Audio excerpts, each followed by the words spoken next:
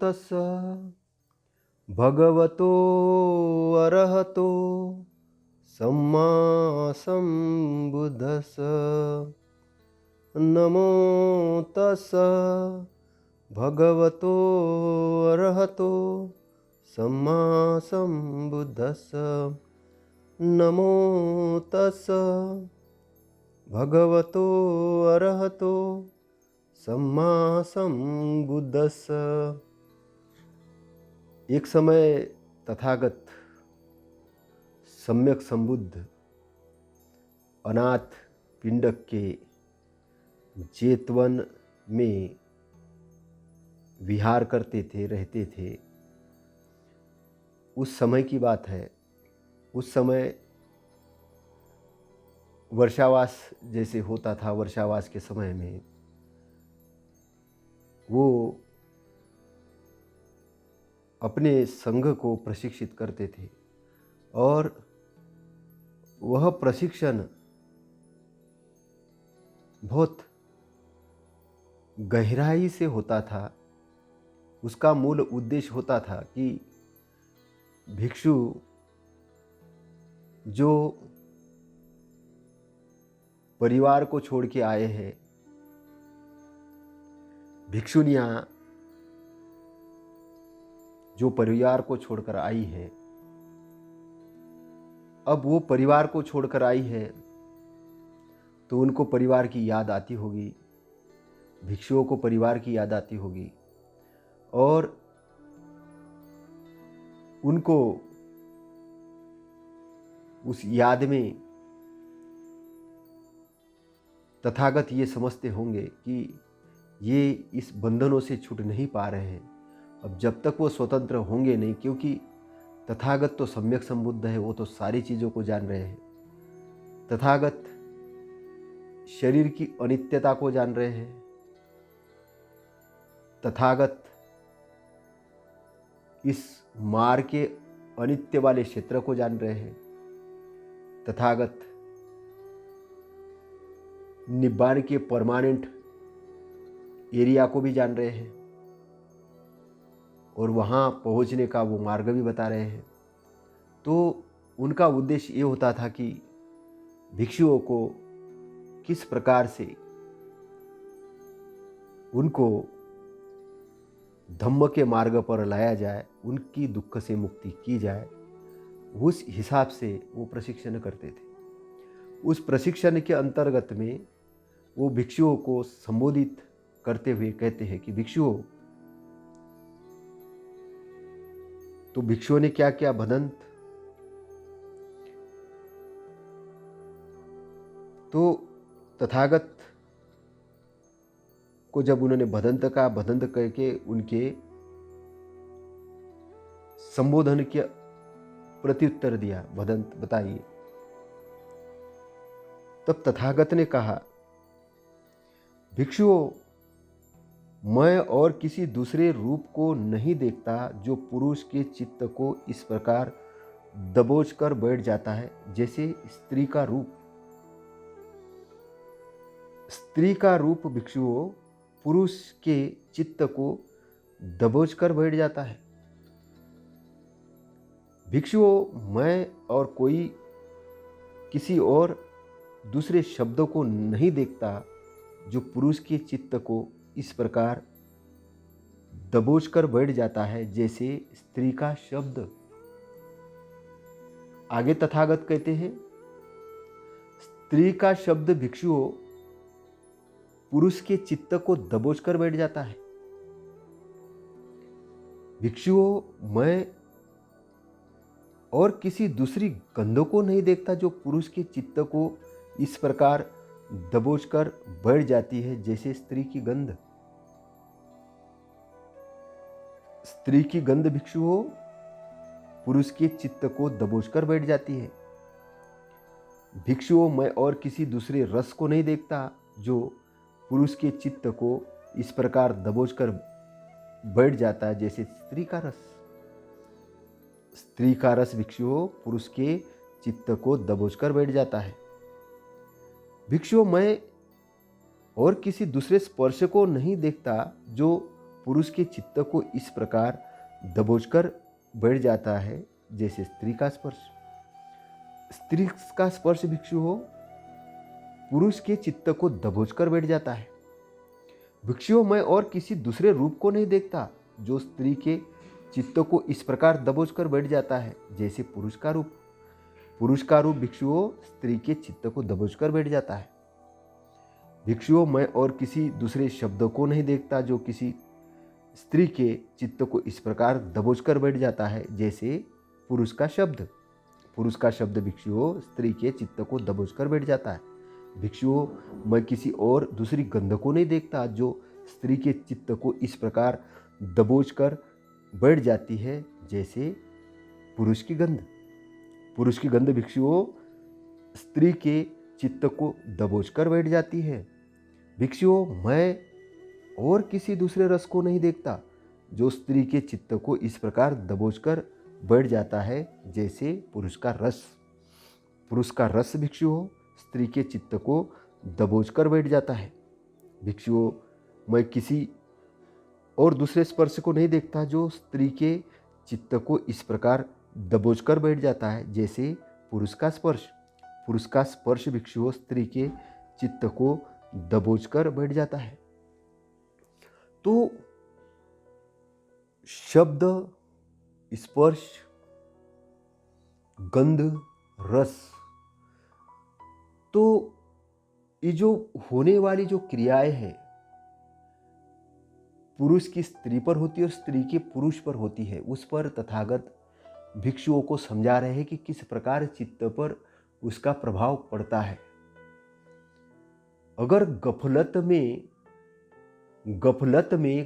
की दशा में पुरुष के पास स्त्री आती है, स्त्री के पास पुरुष जाता है तो उसके बंधन में जकड़ जाता है।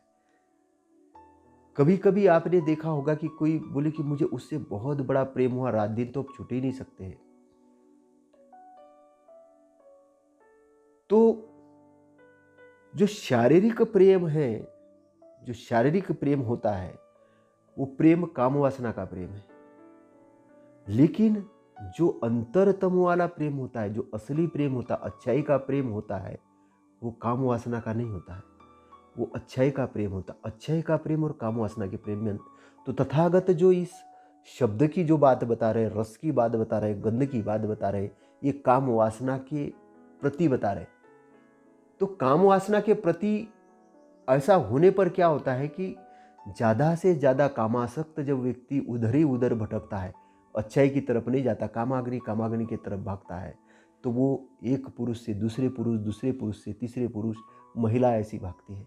और पुरुष भी एक स्त्री से दूसरी स्त्री, दूसरे, तो इस प्रकार से वो बढ़ती ही जाती वो काम वासना उसकी, लेकिन तृप्त नहीं होती। इसलिए तथागत भिक्षुओं के लिए जो बता रहे हैं वो तो कंट्रोलिंग लगाने के हिसाब से बता रहे कि वहाँ से तो मुक्त कैसे होना है, इसके लिए वो एक भूमिका तैयार कर रहे हैं। लेकिन उपासकों के लिए भी ये चीज़ है। उपासकों के लिए क्या है? उपासक भी एक संयमित जीवन जिए, संयमित जीवन जिए, भूख को भूख के जैसा समझे। भूख को ऐसा नहीं समझे कि बस 24 घंटे खाना ही खा रहे, मतलब वो अपचन भी हो रहा है, ऐसा नहीं। आपको लिमिटेशंस में रहना होगा, समझना होगा, शारीरिक क्षमता को समझना होगा। और भिक्षुओं के लिए वो ये कह रहे हैं कि इसकी ज़रूरत ही नहीं है आपको, तो अभी आपको इसको ज़रूरत नहीं है। वो जो काम की ऊर्जा है, ध्यान की ऊर्जा में किस प्रकार से कन्वर्ट करना है और किस प्रकार से कन्वर्ट करके मुक्ति के मार्ग पर जाना है, ये तथागत के सिखाने का उद्देश्य है।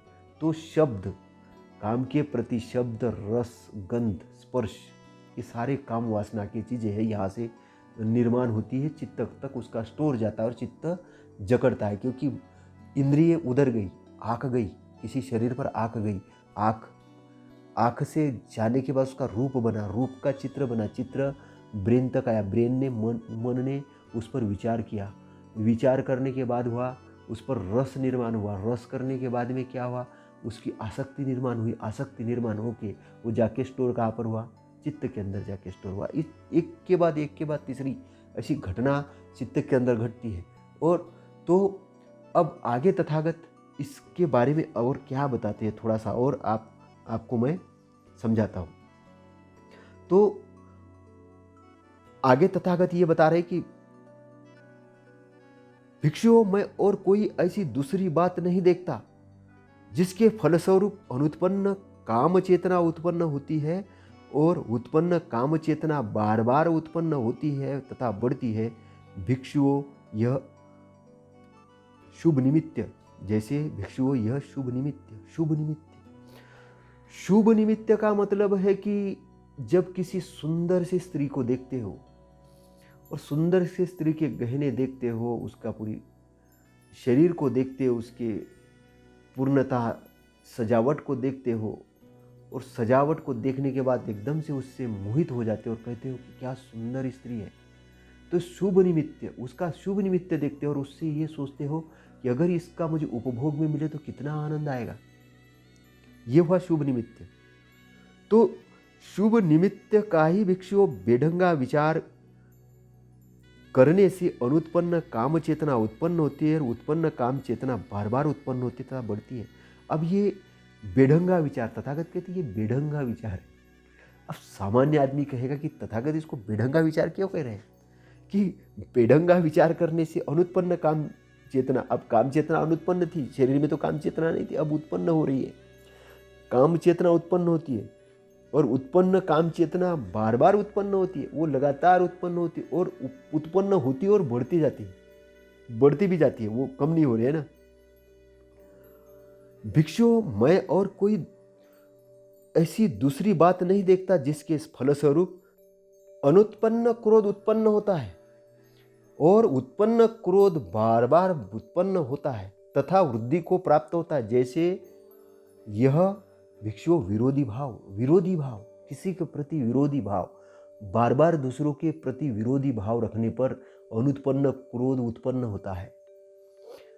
आगे तथागत कहते हैं कि विरोधी भाव का ही भिक्षुओं बेढंगा विचार करने से अनुत्पन्न क्रोध उत्पन्न होता है, तो उत्पन्न क्रोध बार बार उत्पन्न होता है और बढ़ता है। तो विरोधी भाव, विरोधी भाव, गलत भाव, तो गलत भाव बार बार ब्रेन को गलत चीजें देने पर एक क्रोध उत्पन्न होता है, क्रोध उत्पन्न होता है और ये बढ़ता जाता है, बढ़ता जाता है। भिक्षुओं, मैं और कोई दूसरी बात नहीं देखता जिसके फलस्वरूप अनुत्पन्न मानसिक तथा शारीरिक आलस्य उत्पन्न होता है और उत्पन्न आलस्य बार बार उत्पन्न होता है और बढ़ता है। जैसे यह भिक्षु हो अरुचि, हदीपन, जमाई लेना, भोजनानंतर प्रमाद तथा चित्त की तंद्रा। तो तथागत ये कह रहे हैं कि मानसिक शारीरिक आलस्य कैसे उत्पन्न होता है और उत्पन्न आलस्य कैसे बार बार बढ़ता है। वो बढ़ता है अरुचि के कारण। आपने रुचि नहीं ली कोई काम में, अरुचि कर लेंगे, देखा जाएगा, हो जाएगा बात, तो रुचि नहीं ली, आपने कॉन्सेंट्रेट नहीं किया ब्रेन को, आपने चित्त को कॉन्सेंट्रेट नहीं किया, अरुचि ली, आपने रुचि पैदा नहीं की, तो क्या हो गए, आलस्य बढ़ते जाता, अहनदीपन, ठीक है चलेगा करेंगे, है ना। जम्हा ही लेना, आलस्य में पड़े हैं, बार बार जम्हा ही ले रहे हैं, क्योंकि अब ऑक्सीजन चाहिए बॉडी को, बॉडी अगर एक्टिव नहीं है तो क्या होगा, ऑक्सीजन चाहिए, तो जम्मा ही लेते रहेगा व्यक्ति, बार बार जम्मा ही लेते रहेगा। और भोजनानंतर प्रमाद, भोजनानंतर, भोजन के बाद में ध्यान करना चाहिए, थोड़ा आराम करना चाहिए, नहीं प्रमाद, खा लिए खूब, खाने के बाद गफलत में अब पड़े हैं साहब, बहुत अरे बहुत खा लिया और क्या करें, तो भोजनानंतर प्रमाद तथा चित्त की तंद्रा, तंद्रा चित्त क्या है, जागृत नहीं है, चित्त तंद्रायुक्त है, गफलत में है। गफलत में क्यों है, क्योंकि उसका जो मालिक है, जो रक्षण करने वाला है, वो खुद ही गफलत में है, तो उसकी चित्त की तंद्रा में है। तो तंद्रा होने से क्या होता है, चित्त तंद्राग्रस्त है भिक्षु, उसी में अनुत्पन्न आलस्य उत्पन्न होता है, उत्पन्न आलस्य बार बार उत्पन्न होता है और बढ़ता है, तो फिर चित्त तंद्राग्रस्त होगा तो आलस्य उत्पन्न होगा। आपने देखा होगा कि आपकी बॉडी के अंदर में जब आप काम करते हो तो आपको पता ही नहीं चलता कि कितना, बहुत ज़्यादा काम कर सकता है, आपके अंदर बहुत कैपेसिटी है, लेकिन वही चित्त चंद्रायुक्त होगा तो आपको लगेगा अरे यार यहाँ की एक मतलब पानी का गिलास उठा के रखना भी बड़ा लगेगा, क्योंकि अब चित्त तंद्रायुक्त हो गया है, चित्त तंद्रायुक्त हो गया। तो तंद्रायुक्त होने से क्या होता है, उत्पन्न आलस्य बार बार उत्पन्न होता है और वो बढ़ते जाता है, वो बढ़ते जाता है। भिक्षुओं, मैं और कोई दूसरी बात को नहीं देखता जिसके फलस्वरूप अनुत्पन्न उद्धतपन तथा अनुत्पन्न उत्पन्न होता है तथा उत्पन्न उद्धतपन तथा अनुताप की बार बार उत्पत्ति होती है, बढ़ता है, जैसे चित्त की अशांति। तो तथागत कहते कि दूसरी बात नहीं देखता जिसके फलस्वरूप अनुत्पन्न उद्धतपन तथा अनुताप उत्पन्न होता है और उत्पन्न उद्धतपन तथा अनुताप बार बार उत्पन्न होता है और बढ़ता है, जैसे चित्त की अशांति। चित्त अशांत होने पे क्या होता है कि उद्धतपन मतलब ऐसे लगेगा कि वो बिल्कुल डिसिप्लिन में नहीं है, कुछ भी बोल रहा है, कुछ भी कर रहा है, बार बार अशांत हो रहा है। तो चित्त अशांत जैसे है तो उद्धतपन हो जाएगा, उसको समझ में नहीं आएगा सही क्या गलत क्या करना है क्या नहीं, है ना, अंदर से डिस्टर्ब टाइप लग रहा है। तो ये चित्त की अशांति के कारण है। तो भिक्षुओं अशांत चित्त में ही अनुत्पन्न उद्धतपन तथा अनुताप उत्पन्न होता है। अशांत चित्त जब अशांत होता है उसी में होता है, अशांत चित्त में नहीं होगा। चित्त अगर अशांत है तो उसमें ही अनुत्पन्न उद्धतपन तथा अनुताप उत्पन्न होता है और उत्पन्न उद्धतपन तथा अनुताप बार बार उत्पन्न होता है, बढ़ता है, अशांत चित्त के कारण बढ़ता है। तो शांत करना है चित्त को, है ना। अशांत है तो उद्धतपन बढ़ेगा, अनुताप बढ़ेगा। भिक्षुओं मैं और कोई ऐसी दूसरी बात नहीं देखता जिसके फलस्वरूप अनुत्पन्न संशय उत्पन्न होता है और उत्पन्न संशय बार बार उत्पन्न होता है तथा बढ़ता है, जैसे यह भिक्षुओं बेढंगेपन से विचार करना। बेढंग विचार कर रहे हैं, मतलब बेढंग ढंग ही नहीं विचार करने, पता ही नहीं क्या करना है। अभी कैसे ढंग से विचार कि भैया वो क्यों हुआ तो मेरे भाग्य में लिखा है ऐसा इसलिए हुआ, भाग्य में लिखा है, हाथ की लकीर ऐसी। अब ये बेढंगेपन से विचार है, वो ज्योतिष्य वाले ने बताया था इसलिए हुआ। ये बेढंगेपन से विचार करने के तरीके हैं। तो बेढंगेपन से विचार करने से क्या होगा, संशय उत्पन्न होगा, प्रकृति के नियमों पर संशय उत्पन्न होगा, निब्बाण पर संशय उत्पन्न होगा, तथागत सम्यक संबुद्ध पर संशय उत्पन्न होगा कि हुए कि नहीं हुए, अनंत हुए कि नहीं हुए, होते हैं कि नहीं होते, शांति प्राप्त होती है कि नहीं होती, निब्बाण का मार्ग है कि नहीं है। ये जो संशय उत्पन्न हो रहा है काय के कारण हो रहा है, बेढंगेपन से उत्पन्न विचार। बेढंगेपन से विचार करने का ढंग नहीं है, बेढंगेपन से विचार कर रहे उसके कारण उत्पन्न होता है। बेढंगेपन से विचार करने से ही भिक्षुओं अनुत्पन्न संशय उत्पन्न होता है और उत्पन्न संशय बार बार उत्पन्न होता है और बढ़ता है, बढ़ते जाता है। अब लोगों को आपने देखा होगा, वर्ण व्यवस्था सही चीज़ है। ब्रह्मा के मुख से हम पैदा हुए, वो छाती से पैदा हुए, वो तो पेट से पैदा हुए, जंघा से पैदा, और वो शूद्र है तो पैर से पैदा हुए, ऐसा बेढंगा विचार। अब बार बार वो विचार कर रहे तो क्या बेढंगेपन से विचार, तो संशय उत्पन्न हो रहा है। पता कुछ है ही नहीं लेकिन संशय पैदा कर रहे हैं, काय के कारण, बेढंगेपन से विचार करने के कारण। तो आगे तथागत कहते, भिक्षुओं में और कोई दूसरी बात नहीं देखता जिसके फलस्वरूप अनुत्पन्न काम चेतना अनुत्पन्न रहती है और उत्पन्न काम चेतना का प्रहान होता है, जैसे यह भिक्षुओं अशुभ निमित्त। अब देखो, लड़की का सौंदर्य देख रहे थे, अच्छे कपड़े, गहने, सारी चीज़, जवानी देख के लग रही थी ये भोगने को मिलेगा। अब उस पर शुभ ही शुभ देख रहे थे। अब रिपीटेशन चेंज, काम वासना से छूटना है तो छूटने का तरीका क्या है, लोग बोलेंगे इसके बारे में भोगते रहो तो वो क्या बढ़ेगा। अब लोग काम वासना से छूटने का तरीका कुछ जो प्रवचनकार है वो बताते हैं, भोगो, कितना भी भोगो, भोगने के बाद ही छूट जाओगे। अब ये उनके तरीके हैं, भोगो मतलब फटा बर्तन है उसमें पानी डालो भर जाएगा, इतना ज़्यादा डालो कि भर जाएगा, नहीं डरेगा। काम चेतना को ही उत्पन्न करते रहोगे, भोगते रहोगे, उत्पन्न करते रहोगे, भोगते रहोगे, वो बढ़ते रहेगी। शरीर बूढ़ा हो जाएगा तो बढ़ते रहेगी, ऊपर भी जाने की स्थिति में होंगे, अब शरीर छोड़ने के तभी काम वासना से तृप्त नहीं होंगे, फिर स्वर्ग की कल्पना करने लग जाओगे। स्वर्ग में अप्सराएं मिलेगी, स्वर्ग में अप्सराएं वहाँ पर भोगेंगे। तो वो बढ़ते ही जाती है। यहाँ शरीर छोड़ने के बाद स्वर्ग की कल्पना में, वहाँ से फिर वैसे शास्त्र पढ़ना शुरू करोगे, वैसे चर्चा करना शुरू करोगे। और कुछ तो जिनके शरीर में दम नहीं होता उनसे हम पूछते हैं, बोले शरीर से कुछ नहीं होता, हम तो आँखों से करते हैं। अब मैंने कहा आँखों से क्या करते हैं? आँखों से रूपों को देखते हैं, शरीर को देखते हैं किसी के, बड़ा मजा आता है। हाँ, मैंने कहा शुभ निमित्त, उसको बोलते शुभ निमित्त। अब तथागत दूसरा तरीका बता रहे। तथागत ये कह रहे हैं कि अशुभ निमित्त। अशुभ निमित्त मतलब क्या है? उसके प्रति अशुभ देखो। अब बॉडी को देखो तो कैसे देखो? ये जो बाल है ये पकने वाले हैं, शरीर जवान तो है लेकिन ये बूढ़ा होने वाला है। शरीर के अंदर में बहुत सुंदर है, कितना अच्छा है नहीं। अब उसके अंदर में देखो, एक परत के बाद में क्या है? मांस है, मांस के बाद में क्या? हड्डियाँ है, हड्डियों के बाद में देखिए क्या है? हड्डियों के बाद में रक्त है, रक्त के बाद में देखिए उसके शरीर के अंदर में क्या है? रक्त के बाद में आप देखिए कि वो बहरा है, उसके बाद में उसमें से क्या निकलना है? बॉडी से जो रोम छिद्र उसमें से पसीना निकल रहा है, नाक में से गंध निकल रही है, आँख में से चिपड़ निकल रहा है, उसको और कुछ शब्द इस्तेमाल करते होंगे, और पसीना निकल रहा है, खाना खाते उसमें से पकाना निकल रहा है।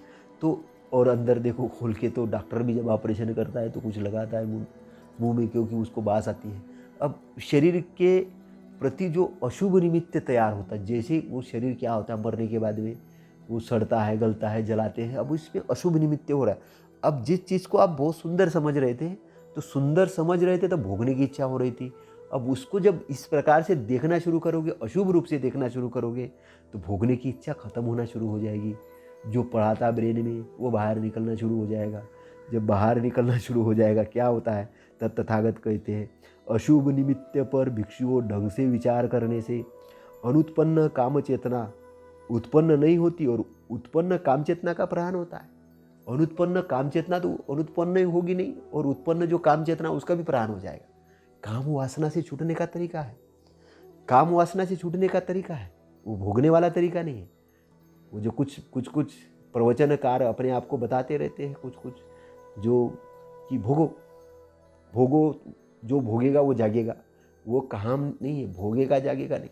यहाँ कार्य कारण का सिद्धांत है, यहाँ सटीक बात हो रही है, या कैलकुलेटेड बात हो रही है, यहाँ कोई मार्ग भटकाने वाली बात नहीं हो रही। यहाँ पहले तथागत ने किया है, तथागत ने जाना है, तथागत ने समझा है, और तथागत ने समझ के जान के अच्छे से धम्म को व्याख्यात किया है। ये चीज समझना होगा। भिक्षुओं में कोई और दूसरी बात नहीं देखता जिसके फलस्वरूप अनुत्पन्न क्रोध अनुत्पन्न रहता है तथा उत्पन्न क्रोध का प्रहान होता है। जैसे यह भिक्षुओं चित्त की विमुक्ति मैत्री। अब क्रोध उत्पन्न हुआ है तो उसको खत्म कैसे? मैत्री भाव से। भावना मैत्री की लाना है, मैत्री की भावना लाएंगे तो आंतरिक क्रोध समाप्त हो जाएगा, और जो क्रोध उत्पन्न होने वाला था उसका भी प्रहार हो जाएगा। तो और चित्त की विमुक्ति भी हो जाएगी। चित्त की विमुक्ति हो जाएगी किससे? क्रोध से। क्रोध को किससे शांत करना है? मैत्री देकर। किसी के प्रति जैसे गलत विचार उठ रहा है, ऐसा लग रहा है कि तो उसके प्रति अच्छी भावना करो, अच्छी भावना करो। हाँ भैया, उसने जो कुछ जिस कारण से क्रोध आ रहा था उस कारण को हटा के उसके प्रति देखो कि ये अनपढ़ है, गवार है, ये है, इसने अकल नहीं थी इसलिए ऐसा बोला है। अगर अच्छी स्थिति में आ जाएगा ये नहीं करेगा। तो एक मैत्री भावना अगर आना शुरू हो गई तो मैत्री का भाव लिए तो आंतरिक रूप से जो क्रोध था वो खत्म हो जाएगा। पहले आंतरिक क्रोध को खत्म करना जरूरी है, क्योंकि आंतरिक रूप से अगर क्रोध नहीं है, चित्त विक्षिप्त है, अशांत है, तो सबसे पहले सामने वाले का नुकसान होगा। कब होगा पता नहीं, आपका पहले होगा। इसलिए मैत्रीपूर्वक चित्त ये करना है। अगर सामने वाले का बोल रहे कि मैं नुकसान नहीं करूंगा, ये करूंगा, वैसा करूंगा, वैसा करूंगा, और क्रोध में तप रहे वो भयंकर तरीके से, तो बीपी के शिकार हो जाओगे, डायबिटीज के हो जाओगे, आर्थराइटिस के हो जाओगे, बहुत सारी बीमारियां घेर लेगी भयंकर तरीके से, अटैक आ सकता है, कुछ भी हो सकता है। इसीलिए रोकना जरूरी है। तो रोकने का तरीका क्या? मैत्री पर भावना करना है, मैत्री पर भावना करना है। मैत्री पर जब भावना करोगे तो अनुत्पन्न क्रोध उत्पन्न नहीं होगा, और उत्पन्न क्रोध का प्रहान होगा। वो है मैत्री पूर्वक भावना करने पर, है ना। तो चित्त की विमुक्ति मैत्री भावना पर ढंग से विचार करने से, ढंग से विचार करना है। अनुत्पन्न क्रोध उत्पन्न नहीं होता, उत्पन्न क्रोध का प्रहान नहीं होता, प्रहान होता है। तो चित्त की विमुक्ति मैत्री भावना पर ढंग से विचार करने से, ढंग से विचार करना है, ढंग से विचार करना है ना। ढंग से विचार करेंगे तो क्या होगा कि आपका जो अनुत्पन्न क्रोध है वो उत्पन्न ही नहीं होगा, उत्पन्न क्रोध का प्रहान होगा। मतलब क्रोध उत्पन्न नहीं होगा और उत्पन्न क्रोध का प्रहान। अब लोग बोलेंगे कि उसने हमारे साथ ऐसा किया तो फिर हम क्या करेंगे। अब यहाँ कुछ कुछ एग्जाम्पल है कि अंगुलीमाला के साथ तथागत ने क्या किया, क्या क्रोध से पेश है, शांति से पेश है। तो वो क्रोध में था तो उसको लगा अरे ये शांति से, तो शांति में ताकत बहुत है। ऐसा नहीं समझना क्रोध में ताकत है, शांति में ताकत है। लोग समझते कि हम क्रोध नहीं होंगे तो हम कुछ करेंगे नहीं, शांति में ताकत है। एक बार तथागत को किसी ने कहा ये मुंडक अंदर आओ, तथागत अंदर आए, मुंडक बाहर जा, बाहर गए। फिर बोले आ जाओ, अंदर आओ, अंदर आ गए। फिर बाहर जाओ, बाहर गए। फिर बोले अंदर आओ, अंदर आ गए। फिर बोले बाहर जाओ, बोले अब नहीं जा रहा, अब नहीं जा रहा हूँ, बता क्या बात है। तो तथागत ने उसको चांस दिया। उसके बाद में बोले तो ये क्या है, स्थिरता, क्रोध वाली बात नहीं है। लेकिन तथागत ने उससे अच्छे से बात की, तथागत ने उससे अच्छे से बात की, बता कि तुम्हारा क्या मतलब है, क्यों ऐसे कर रहे हो। तब उसने बात बताया, तब उसने वार्तालाप किया। तो कहने का मतलब वहाँ विक्षिप्त नहीं होना है, क्रोधित नहीं होना है। क्रोधित होने पर क्या होता है कि आप अपना बैलेंस खो देते हो। जब बैलेंस खो देते हो तब क्या होता है कि आप गलत कर बैठते हो। क्रोध अवस्था में ही आप गलत करते हो। जब आपका चित्त कंट्रोल में नहीं है, आप अशांत है। अब घर का मालिक सोया है या घर में आग लगी है तो उसमें लोग कैसे रहेंगे। आग वाली जगह में तो क्रोध एक आग है, आग में अच्छाई कैसे रहेगी, तो अच्छाई आपको समझ में नहीं आएगी। तो इसलिए आप चाहते हो कि किसी का अच्छा करना, अपना अच्छा करना, तो आपको क्रोध को जीतना होगा। और क्रोध को कैसे जीतना है, मैत्री भाव से, मैत्री की भावना करके, अपने अंदर में मैत्री की भावना करना है ध्यान की अवस्था में। तो ध्यान की अवस्था में जब आप जाते हो तो आपको क्रोध के बदले में क्या देना है, चित्त को मैत्री की भावना देना है, मैत्री पर भावना करनी है। तथागत 4 ध्यानों के अंदर में करवाते हैं ना, 4 ब्रह्म विहार के अंदर में मैत्री, कैसी मैत्री होनी चाहिए, चारों दिशाओं में, 8 दिशाओं में, 10 दिशाओं में मैत्री करो, सारे प्राणी मात्र के लिए मैत्री करो, सबके लिए मैत्री करो, वो बताते हैं ना। तो वो कारण क्या है, आपके अंदर से क्रोध की समाप्ति करने के लिए, आपके अंदर क्रोध की आग समाप्त करने के लिए आपका एक उपचार है। तो वो चीज़ समझने की जरूरत है।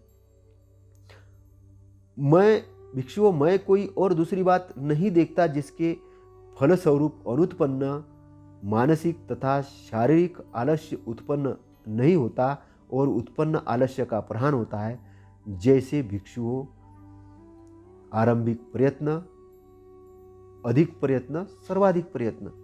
तो आलस्य अगर उत्पन्न हुआ तो अब आलस्य को समाप्त कैसे करना है। तो जैसे सुबह कोई विद्यार्थी उठना चाहता है कि उसको लगता है कि पढ़ने के लिए उठना नहीं, तो उसको एक दिमाग को प्रोग्राम दे, चलो मैं 1 कप चाय पीने के लिए उठ रहा हूँ। आरंभिक प्रयत्न क्या, उसने उठा, बोले एक काली चाय बना के, ग्रीन टी बना के मैं पीऊँगा। उसका स्वाद डेवलप किया, हाँ चलो भाई स्वाद किया। फिर उसका प्रयत्न करने लगा, उसको मज़ा आने लगा, पढ़ने लगा, चलो 2 पेज पढ़ लेता हूँ। जरूरी नहीं कि आप पूरा 4 घंटा पढ़े, 2 पेज पढ़ता हूँ। पढ़ना शुरू किया, प्रारंभिक प्रयत्न किया, फिर मज़ा आने लग गया, फिर मज़ा आने लग गया, फिर मज़ा आने लग गया। पता चला कि 4-6 घंटे पढ़ाई कर ली। जैसे कोई शुरुआत में हम खेती में काम कर रहे, लगता है कि करे कि नहीं करे, शुरुआत कर दो, धीरे धीरे धीरे आपको उसमें मज़ा आने लग जाएगा। जो भी काम आपको कठिन लगता है कि ये करूँगा कि नहीं करूँगा, एक छोटा सा बिंदु पकड़ के उसको करो, तो करोगे तो आप एक बड़ा काम कर लोगे। जैसे एक पहाड़ पे चढ़ना है, एकदम से एक एक सीढ़ी करके तो आप चढ़ेंगे ना। तो उसी प्रकार से तथागत ये कह रहे हैं कि कैसे आरंभिक प्रयत्न करो। आरंभिक प्रयत्न जैसे आप करेंगे तो फिर अधिक प्रयत्न करेंगे, अधिक प्रयत्न करेंगे तो सर्वाधिक प्रयत्न हो जाएंगे। तो ऐसे करके आप बहुत बड़ा काम कर लोगे, आप बहुत बड़ा अचीवमेंट कर लोगे, बहुत बड़े बड़े काम कर लोगे। सबने जितने बड़े बड़े एम्पायर खड़े किए, तो आप देखिए उनकी पास्ट हिस्ट्री देखिए, पास्ट हिस्ट्री में किसी ने कहाँ कहाँ से शुरू किया है। अब लगता है कि उनका एम्पायर इतना बड़ा करोड़ का है, इतने अरब का है, नहीं, वहाँ से शुरुआत नहीं की था। शुरुआत जहाँ से की था उसको देखिए, शुरुआत छोटे से बिंदु से किया था, लेकिन वे आलस्य में नहीं रहे थे। जितने भी सक्सेसफुल लोगों को देखिए, टेस्ला के मालिक को देखिए आप, कितने काम करता है, आलस्य में करता है क्या, नहीं, खूब काम करता है आलस्य में, जागरण अवस्था में। बाकी लोग बोलेंगे क्या करना है, 12 घंटे सो, 4 घंटे टीवी देखो, 1-2 घंटा काम करो, हो गई जिंदगी। ऐसा नहीं, लिमिटेड टाइम में अगर जागरण अवस्था में अगर आप सोते हो तो 4-6 घंटे की नींद ही बहुत ज़बरदस्त नींद हो जाती है। 6 घंटे की नींद बहुत हो जाती है। और ध्यान की अवस्था में जब आप काम करते तो 12 घंटे 18 घंटे काम कैसे होगा आपको भी खुद पता नहीं चलेगा, आपको आनंद आएगा। तो क्या करना है? आरंभिक प्रयत्न, अधिक प्रयत्न, सर्वाधिक प्रयत्न। जो प्रयत्नशील है भिक्षुओं, उसमें अनुत्पन्न आलस्य उत्पन्न नहीं होता तथा उत्पन्न आलस्य का प्राण होता। अगर आलस्य उत्पन्न हुआ तो खत्म ही हो जाएगा और अनुत्पन्न आलस्य उत्पन्न नहीं होगा। भिक्षुओं, मैं और कोई दूसरी बात नहीं देखता जिसके फलस्वरूप अनुत्पन्न उद्धतपन तथा अनुताप उत्पन्न नहीं होता तथा उत्पन्न उद्धतपन तथा अनुताप का प्रहान होता है, जैसे कि भिक्षु हो चित्त की शांति। चित्त शांत कैसे करना है? चित्त शांत जैसे ध्यान की अवस्था में आप शांत करते हो, शांत होता है तो क्या होता है? उद्धतपन नहीं होगा उसमें कहीं भी नहीं भाग रहा, आपके डिसिप्लिन में रहेगा। जैसे महावत हाथी पर चढ़ता है और वो हाथी बराबर अपने रास्ते पे चलता है। तो आप जैसे एक गाड़ी चलाते हो और उस गाड़ी के स्टीयरिंग पे आप बैठे हो, गाड़ी आप जहाँ ले जाना चाहते हैं आप उधर, लेकिन अगर आपने गाड़ी का स्टीयरिंग छोड़ दिया और गाड़ी चल रही तो किधर भी भागेगी। महावत पे हाथी नहीं है, हाथी को हकाल दिया तो किधर भी चलेगा, ऐसा चित्त है। तो चित्त को शांत करने का तरीका मतलब क्या? डिसिप्लिन करने का तरीका क्या है? कि उसके मालिक बनो, महावत बनो। और महावत बनने के लिए क्या है? उसको डिसिप्लिन में लाने के तरीके क्या है? कि उसको डिसिप्लिन लाने के लिए आपको उसको प्रोग्राम देना होगा, मन को प्रोग्राम देना होगा, इंद्रियों को प्रोग्राम देना होगा और चित्त को समझना होगा। पूरे के पूरे फोकस को ये करना पड़ेगा, चेंज करना पड़ेगा। चेंज जैसे शांति की तरफ ले जाओ। अभी उद्धतपन पे तरफ था, शांति की तरफ, शांति में तरफ जाने के लिए क्या है? ध्यान है। क्या ध्यान करने हैं? चित्त पर क्या ध्यान करने हैं? चित्त जैसे चारों ध्यान के बारे में तथागत बताते हैं। पॉजिटिव तर्क देखिए, पॉजिटिव विचार देखिए। पॉजिटिव तर्क दिया आपने, पॉजिटिव विचार दिया, फिर सॉल्यूशन मिलेगा। सॉल्यूशन जैसे जैसे मिलेगा तो वैसे वैसे मैल आपके चित्त से हटते जाएगा, चित्त शांत होगा। शुद्ध चित्त ही शांत चित्त होता है। शांति का मतलब शुद्धता, शुद्ध का मतलब है कि एक ऐसा चित्त कि जो एक पावरफुल है, डिसिप्लिन है, बहुत ज़्यादा प्रोडक्टिव है, बहुत ज़्यादा प्रोडक्टिव है, उस चीज़ को शांत चित्त कहा गया है। तो शांत चित्त में ही भिक्षु को अनुत्पन्न उद्धतपन तथा अनुताप उत्पन्न नहीं होता और उत्पन्न उद्धतपन तथा अनुताप का प्रहान होता। शांत चित्त में ही उद्धतपन नहीं होता है ना, शांत चित्त में अनुताप भी नहीं होता, कोई ताप नहीं हो, कोई ये नहीं, डिसिप्लिन होगा, सारी चीज़ अच्छी होगी। भिक्षुओं, मैं कोई और दूसरी बात नहीं देखता जिसके फलस्वरूप अनुत्पन्न संशयालुपन उत्पन्न नहीं होता और उत्पन्न संशयालुपन का प्रहान होता है, जैसे भिक्षुओं ढंग से विचार करना। ढंग से विचार करने से क्या होता है? संशयालुपन उत्पन्न नहीं होता। जैसे कार्य कारण का सिद्धांत, कोई भी घटना घटती है तो उसका कारण होता है, उसका घटना नहीं घटने देने के लिए क्या उसका निवारण भी है। अब कुछ लोग जैसे ये कहेंगे कि काम वासना को खत्म करना है तो उसका शुभ निमित्त मत देखो, शुभ ही शुभ देखो, शुभ निमित्त देखो, शुभ ही शुभ देखो तो बढ़ेगी। लेकिन तथागत बताते हैं कि शुभ निमित्त मत देखो, अशुभ निमित्त देखो। जब आप अशुभ निमित्त देखेंगे तब क्या होगा? तब वो काम वासना खत्म होगी। तो जैसे यही वाला फार्मूला कि क्या करते हैं कि आपके एंटीबॉडीज दी जाती है। एंटीबॉडीज ये कहाँ से फार्मूला? इधर से आए। जो अगर बैक्टीरिया खत्म करना उसका एंटी बैक्टीरिया दिया जाता है, एंटीबॉडीज। तो ये गलत अगर कोई चीज़ बॉडी में चली गई तो उसको अच्छी चीज़ देके ख़त्म किया जाता है, उसको रिएक्शन किया जाता है। गलत को अच्छे से रिएक्शन किया जाता है। वो रिएक्शन अगर पानी डाला जाता है, जहाँ आग है वहाँ पानी डाला जाता, आग के अंदर में और आग नहीं डाला जाता, पेट्रोल नहीं डाला जाता। पेट्रोल डालेंगे और भड़क जाएगी। तो उसमें जो जल रहा है उसके अंदर शांत पदार्थ डालते, आग डालेंगे, दूसरी चीज़ें डालेंगे, उसको आग को शांत करेंगे। ऐसा ही क्या होता है, यहाँ पर ही वही सिद्धांत काम कर रहा है कि आपको अपोजिशन में जाना है। तो कार्य कारण का सिद्धांत ऐसा है। तो ये ढंग से विचार करने का तरीका है, ढंग से विचार करने का तरीका है। कुछ लोग बोलेंगे कि नहीं ऐसा विचार करो, तो वो उनका ढंग ही नहीं है। जिसको पता ही नहीं होता ढंग से विचार करना, तो वो क्या करेंगे?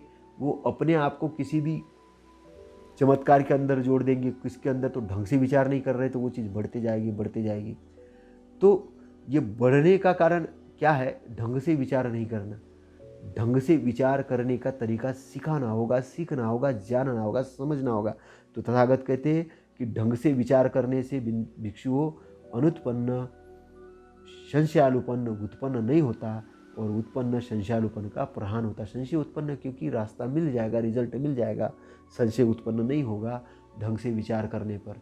तो नकारात्मक को ख़त्म करना है तो सकारात्मक विचार, बुराई को ख़त्म करना है तो अच्छाई का विचार, तो असत्य को ख़त्म करना है तो सत्य का विचार। तो आपको किस प्रकार से करना है, जानना है, छानना है, फिर मानना है। ऐसे ही एकदम से नहीं मानना है हर चीज़ को, नहीं तो लोग बोलेंगे मान लो। भगवान को दूध डालने से आपको पुण्य मिलेगा, तो दूध किधर डालना है, अभी मूर्ति पे डालो, तो बोले पुण्य मिलेगा, कहाँ मिल रहा है पता ही नहीं, बोलेंगे उस पर प्रश्न चिन्ह मत लगा। तो ये हुआ ढंग से विचार करना हो क्या? नहीं, ये बेढंगा विचार करना हुआ। ढंग से विचार करो कि भाई दूध डालेंगे, दूध जाएगा किधर, बहेगा, नदी में जाएगा, पानी में जाएगा, मिल जाएगा। पत्थर में दूध डाला था, पत्थर में अगर भगवान है तो वो पिएगा, नहीं है तो कहाँ पिएगा। लेकिन लोगों ने बोला कि ऐसे ही करो। तो किसी ने बोला कि ये भगवान है पत्थर का, इसके ऊपर प्राणी मात्र का बलि दो, उससे आपको शांति मिलेगी। क्या ढंग से विचार करना? बेढंगा विचार करना है। शांति क्या मिलेगी? आपने को उसको कुछ खाना था इसलिए आपने उसका कुछ तरीका निकाला, वो अलग चीज़ है, खाओ आपकी मर्जी, उसके लिए कुछ नहीं कह रहा हूँ। लेकिन ढंग से विचार करो, ढंग से विचार करो। ढंग से विचार करोगे तो रिजल्ट मिलेगा। जब संशय खत्म हो जाएगा, और संशय खत्म होगा तो अनुत्पन्न संशयालुपन उत्पन्न नहीं होगा, संशयालुपन उत्पन्न नहीं होगा। आपका ढंग से विचार करने का तरीका क्या होना चाहिए, इस पर तथागत बता रहे हैं, इस पर तथागत बता रहे हैं और इस पर जानकारी दे रहे हैं। तो ढंग से विचार करने से ही भिक्षुओं अनुत्पन्न संशयालुपन उत्पन्न नहीं होता है, और उत्पन्न संशयालुपन का प्रहान होता है, ऐसे तथागत कह रहे हैं। अभी हमने क्या क्या देखा है? महत्वपूर्ण देखा है कि काम वासना को समाप्त करने का तरीका क्या है, उसका अशुभ निमित्त। क्रोध को समाप्त करने का तरीका मैत्री भाव, मैत्री पर ध्यान करना। मैत्री पर ध्यान करेंगे तो, और चित्त को शांत करना है तो शांति का तरीका क्या है कि चित्त को सॉल्यूशन वाइज में जाना है, सॉल्यूशन वाइज में जाना है, और विचार देना है, अच्छे तर्क अच्छे करना है। ध्यान की अवस्था में बैठ जाओ, सॉल्यूशन वाइज जाओ कि ये चीज़ का मुझे हल मिल जाएगा, अच्छे से हल मिल जाएगा, मैं अच्छा करूँगा। और एक पॉजिटिव थॉट दो, पॉजिटिव थॉट दो और पॉजिटिव तर्क करो। तर्क भी, लॉजिक भी लगाना है तो पॉजिटिव लॉजिक लगाना है, और पॉजिटिव थॉट देना है। तो ये भी एक कार्यकारण के सिद्धांत के अंदर है। ढंग से विचार करना है, कार्यकारण के सिद्धांत के अनुसार काम करना है, प्रतीत समुत्पाद को समझना है। तो जो आपका विचार करने का ढंग अगर बहुत बढ़िया हो गया, आपका विचार करने का तरीका सकारात्मक हो गया, तो आप ये चीज़ें अपने दैनंदिन जीवन में उपयोग कर सकते हो। आप अपने फैमिली के साथ बात करने में उपयोग कर सकते हो, आपके व्यवसाय में उपयोग कर सकते हो, आपके पढ़ाई में उपयोग कर सकते हो, हर जगह। और आलस्य को दूर करना, आलस्य को दूर करने का तरीका क्या? प्रयत्न करना, प्रयत्न करना, गफलत में नहीं रहना है ना, प्रमाद में नहीं रहना। प्रमाद से क्या होगा? प्रमाद, गफलत में रहने से मतलब प्रमाद क्या होता है? गफलत में रहना। गफलत में रहने से क्या होगा? प्रमाद बढ़ता है, प्रमाद यानी गफलत में रहना। तो आलस्य में शरीर चला जाता है तो उससे कुछ नहीं, चित्त अशांत हो जाता, विक्षिप्त हो जाता उसमें, और उसको लगता है कि आलस्य में ही सब शांति है। लेकिन ऐसा नहीं है। बहुत सारे लोग आलस्य में पड़े हुए हैं, वो मोटे ऐसे फूल जाते हैं, काम नहीं करना होता, चलना नहीं होता उनसे, बोले क्या है, कोई काम ही नहीं है। नहीं, ऐसा नहीं, आपको एक्टिव रहना है। जीवन का मतलब एक्टिव है, हर चीज़ यहाँ एक्टिव है, जागृत अवस्था में रहना है। क्योंकि आप अनएक्टिव हो गए, क्योंकि आप ये मत सोचिए कि आप पानी के अंदर में अनएक्टिव रहोगे। पानी के अंदर में अगर आप अनएक्टिव रहोगे तो डूब जाओगे। ये भवसागर का है, आप भव सागर, सागर में हो आप अभी। अगर सागर में हो और आपने अगर ऐसे अपने आप को गफलत में ये किया तो आप उसी के अंदर डूब जाओगे। डूब जाओगे तो फिर आपको भवबंधनों से नहीं छूट जाओगे, है ना। तो ये सागर है, सागर में तैरना है। तैरने का तरीका तथागत बता रहे। ये धम्म जो है आपको तारने के लिए है, तैर के तारने के लिए, आपके दुख से मुक्ति के लिए है, ये चीज़ समझना। और आपको कैसे रहना है इस पानी में, संसार में डूब के नहीं रहना, उससे ऊपर तैर के रहना, सारी चीज़ का आनंद लेते हुए रहना है। कैसे आनंद लेना है? जागृति अवस्था में। तो काम से छूटोगे तो क्या होगा कि ध्यान में आओगे, और ध्यान में आओगे, चित्त के शांति में आओगे, तो जो काम की एनर्जी थी वो ध्यान के तरफ चली गई, और ध्यान के एनर्जी में आने के कारण क्या होगा कि आपके अंदर से हैप्पीनेस और ज़्यादा आना चालू हो जाएगा, आनंद बहुत आना। अब लोग बोलेंगे हम काम से अगर बहुत नहीं लगेंगे तो फिर खुशी कहाँ मिलेगी हमको? नहीं, इसमें ज़्यादा खुशी है। वो तो अगर आप ग्रस्त हो तो ठीक है, पत्नी तक सीमित हो, भूख है वो ठीक है, वहाँ तक ठीक है। लेकिन अगर आप किसी टारगेट को लेके चल रहे हो, लड़कीबाजी में ही लगे हो, तो वो सही चीज़ नहीं है। भिक्षु तो बने हो लेकिन महिलाओं को देख रहे हो चिवर पहन के, तो वो सही चीज़ नहीं है। आपको झूठना है, आपको वो चीज़ से छूटना है। तथागत अभी धम्म के रूप में उपस्थित है आपके बीच में, उन्होंने जो व्याख्याता धम्म किया है उसका आदेश का पालन करना है भिक्षुओं को। ऐसा नहीं समझे कि अब किसी कोई जानता ही नहीं है, हम तो कैसे ही रहेंगे, अब तथागत तो है ही नहीं इधर। ऐसा नहीं है, तथागत का धम्म व्याख्यात किया है। अगर आप नहीं मानते हो तो एक चिवरधारी बन जाओगे, लेकिन सोतापन्न नहीं होगे, साक्रदागामी नहीं होगे, अरहंत नहीं होंगे। जिस चीज़ के लिए आपने भवबंधनों से मुक्त होने के लिए जो किया था वो नहीं बनोगे। अगर आप ग्रस्त हो तो डूब अगर गए उसमें तो क्या उसी में रहोगे, और आने वाले समय में जब शरीर छोड़ रहे होंगे तब पछतावा होगा। अरे मेरे को तो बचा रहो, परिवार वालों बचाओ बचाओ। कैसे बचाओगा परिवार वाले? क्योंकि तैरने का चीज़ तो जानी ही नहीं आपने। तो तैर कर मुक्त हो रहा है, शरीर को बोलना ये जाओ शरीर, हम तो जा रहे हैं, हम अपने शरीर छोड़ दिया कुछ हंसते हुए अपने निब्बान वाले एरिया में, दुख मुक्त एरिया में, किनारे पे लगना है। कैसे किनारे पे? निब्बान वाले क्षेत्र में जाना है, डूबना नहीं है। अगर डूबोगे, मार्ग के क्षेत्र में डूबोगे तो भवबंधन के अंदर में आओगे, भवचक्र के अंदर में आओगे, और दुख के बाद में और दुख उत्पन्न होगा, दुख के बाद और दुख उत्पन्न। तो दुख को तोड़ने का तरीका क्या है? दुख को तोड़ने का तरीका है कि तैरना सीखना, दुख को समझना। तो तथागत ने दुख और दुख के समुदाय को समझा और दुख के मार्ग को जाना, और मार्ग जान के निरोध भी जाना उन्होंने।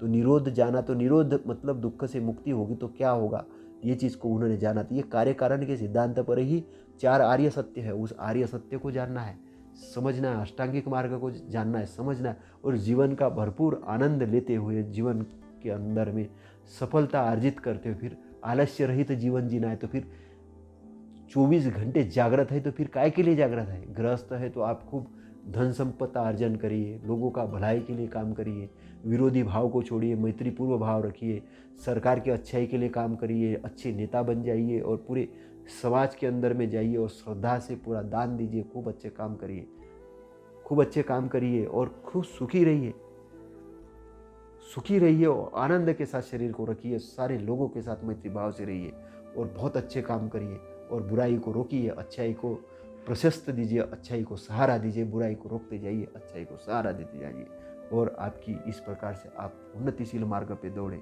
आगे बढ़े और आगे बढ़ के बहुत सफलता अर्जित करें, बहुत बड़ी सफलता अर्जित करें और सफलता अर्जित करें। आपका मंगल हो, आपका शुभ मंगल हो और सभी लोग आप सुखी रहे, आनंदित रहे। इसी के साथ नमो बुद्धाय, नमो धम्माय, नमो संघाय, साधु साधु साधु।